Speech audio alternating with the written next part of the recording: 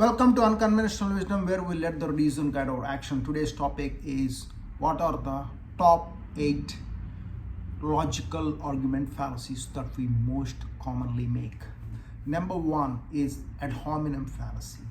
This fallacy is one of the most common when somebody is presenting an argument. Instead of countering the argument with a logical reason, we attack the person.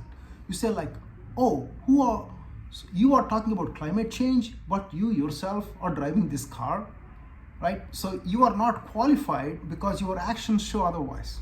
So instead of addressing the argument, we are attacking the person to discredit his argument. Number 2 is Strawman fallacy.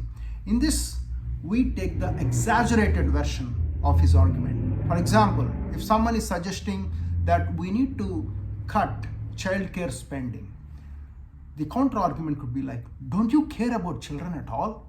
Why are you cutting childcare, right? So this is taking the extreme end of it. Number 3, appealing to authority. So when we are making an argument, instead of showing the argument through scientific reason and fact, we say, the authority in this, he's a Harvard scientist, world-renowned Harvard scientist, he's saying this, so he must be true. Right? I'm going to believe it. That's it. So whatever you're saying is not correct. Whatever he says is correct because he is an authoritative figure. Number 4 is false dichotomy. In this particular case, we pretend as if we have only 2 choices. So ignoring the potential middle ground completely. For example, if social media is causing a lot of problems with screen addiction, now your solution could be, either we ban social media completely or we let this degeneracy continue. We talk as if there is no middle ground completely. So this is called false dichotomy fallacy. We are acting as if only there are 2 solutions, whereas there is a lot of middle ground to be explored.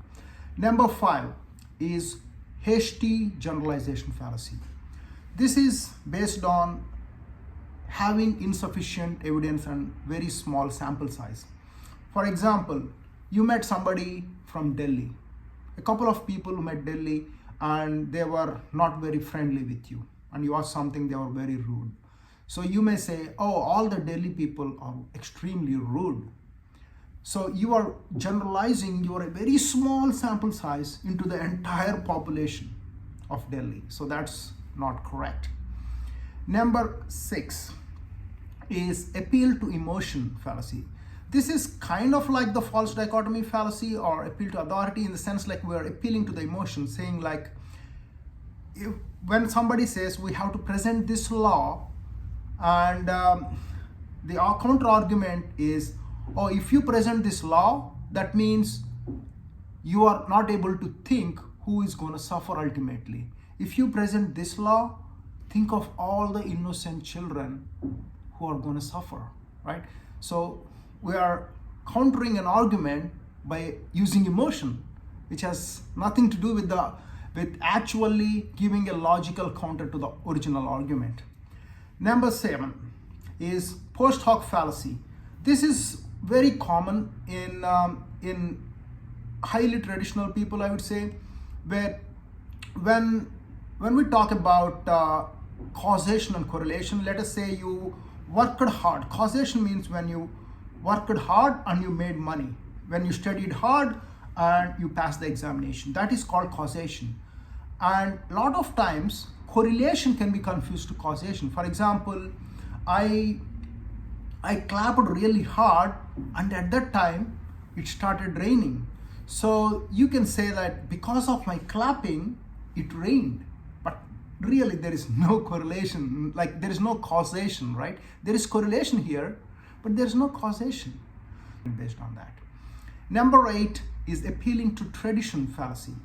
So arguing that something has to be done this way or that way because it is the right way, because it has been done over traditionally, it has been done over like hundreds of years. That's called appealing to tradition fallacy. Feel free to share your comments and I'm always open for a healthy debate. Thank you for listening to Unconventional Wisdom.